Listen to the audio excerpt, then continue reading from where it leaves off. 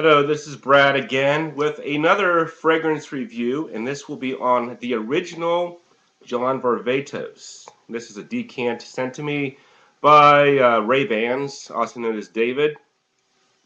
So David, thanks a lot for this decant. I got at least 3 wearings so far out of it, and I've got at least 1 more wearing left. I'm going to go ahead and give my thoughts on it today. It came out in 2004 and is classified as an Oriental Woody.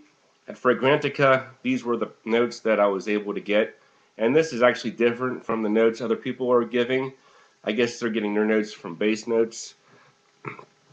But I have Indian fig leaf, fig fruit, coriander, clary sage, leather, lime, plum, cinnamon, and pepper, cedar, and sandalwood. And the base noters gave this 85 positives, 31 neutrals, 7 negatives. So this is something that I've worn the work, and I really like this fragrance. I think it's just a very nice, modern, sophisticated, mature fragrance for guys, especially over 25, 30. Some people say it's a bit sweet.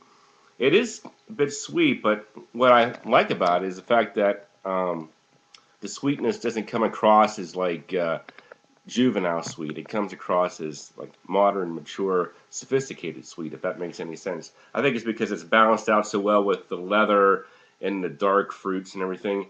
The sweetness doesn't bother me as much as it might in some of these other sweet fragrances that I've smelled. There is Mediterranean type fruits in here. Some people say dates, or it could be fig, or a combination of both. If you've smelled Diptyque's Flossicos or Marc Jacobs for Men, you're familiar with the fig note. Now this isn't like a summer fig. This is a richer, syrupier fig, so it's much more appropriate for those winter and fall days, and with some spices in there.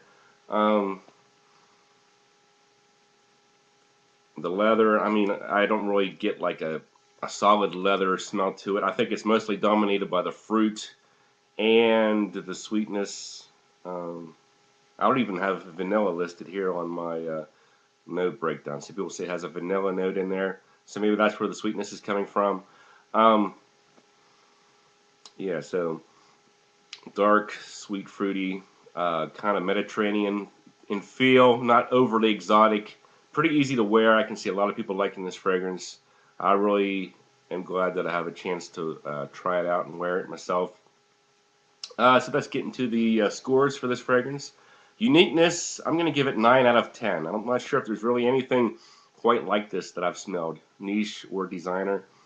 Kind of gives me almost like a Burberry London feel to it. People say Burberry London smells a little bit like cherry tobacco. People say this one smells like black cherries. So they both have a pseudo cherry effect.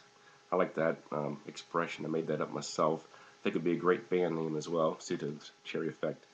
The smell, I give 8.5 out of 10. I just really like the smell.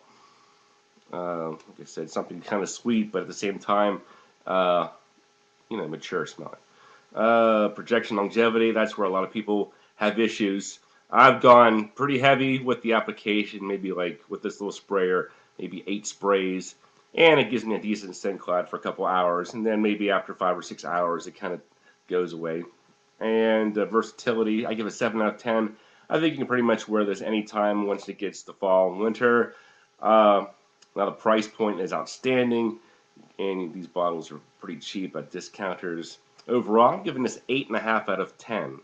And also, I got to give it big points for the bottle design. It's just a fantastic looking bottle. It would look so great in your collection next to the other bottles. So yeah, 8.5 out of 10 for this one. I recommend at least checking it out, especially if you're over 25, looking for a good colder weather fragrance. Thanks for watching, and I'll talk to you guys later.